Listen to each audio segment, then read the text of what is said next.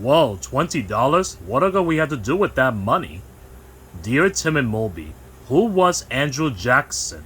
From Brittany. Andrew Jackson was the 7th President of the United States. He served from 1829 to 1837. And was one of the most influential U.S. presidents of the 19th century.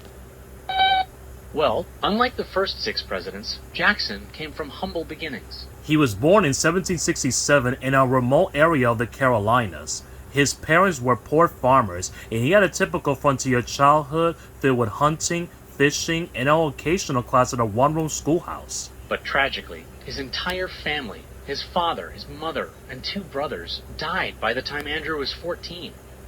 As a young man, Jackson began a successful law practice in Nashville, Tennessee, and married the daughter of a Portman local family. He eventually became a judge and bought a cotton plantation called the Hermitage. Jackson's wealth was built on slavery. And his wealth made him a prominent person in Southern society.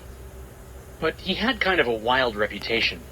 More than once, he got into duels of honor, gunfights to settle personal conflicts. We probably wouldn't be learning about him if it weren't for what happened next. The War of 1812 broke out with England, and Jackson was commissioned as a major general in the U.S. Army. In the Battle of New Orleans, he led outnumbered American forces to a surprise victory over the British. For his toughness, Jackson earned the nickname Old Hickory. Old Hickory. Well, as well goes, Hickory's pretty strong. Anyway, he became a national hero. And in 1824, he ran for president. He won 43% of the vote, more than any of the other candidates. But without a majority of at least 51%, Congress had to pick a winner. In a backroom deal, they chose John Quincy Adams.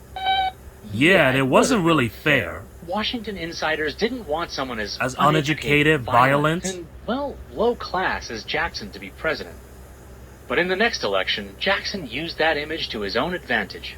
He campaigned as a populist, representing the common man against the rich and powerful. Joining with old political rivals, he formed the modern Democratic Party. When he won the election, Jackson invited the public to come celebrate.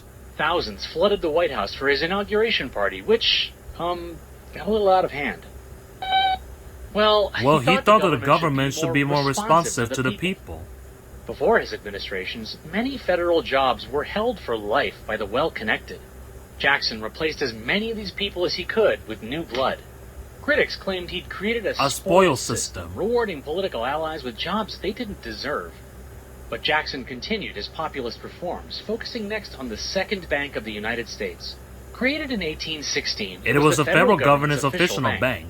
He spoke out for its destruction, arguing that it had become corrupt and far too powerful. Americans approved of these policies and re-elected Jackson in 1832.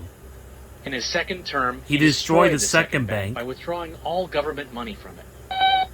Yeah, Jackson's grab for power made him a lot of enemies. He was even known as King Andrew among his critics, and his actions during the nullification crisis strengthened this view.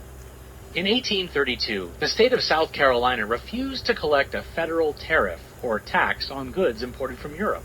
In Jackson's view, states couldn't pick and choose which federal laws they wanted to enforce. Well, after he threatened to send in the army, South Carolina compromised by agreeing to a lower tariff. Most people today would agree with Jackson, but back then, many thought he was overstepping his power. The crisis turned out to be a major defeat for Southern slaveholders. It is not like Jackson was anti-slave or anything. He was all for slavery, just against Southern states nullifying federal laws. He even tried unsuccessfully to outlaw all anti-slavery literature. He also signed the Indian Removal Act, authorizing the president to negotiate land treaties with Native American tribes. In practice, negotiation had nothing to do with it. Tribal leaders were pretty much forced into signing something over their lands. And when people resisted leaving, they were forced to walk over 1,000 miles at gunpoint. Many died of exposure, starvation, and disease in what became known as the Trail of Tears. Over the rest of the century, more than 30 tribes were forcibly removed to what is now Oklahoma. You're right, Jackson was complicated. In the end, he increased the power of the presidency, while at the same time making it more responsive to the public. He also enslaved people and was responsible for the forced removal and suffering of many Native Americans. After his second term ended in 1837, Jackson retired to the Hermitage. He remained immensely popular, serving as an informal advisor to future presidents. Until his death in 1845. Now, can I have my $20? Moby?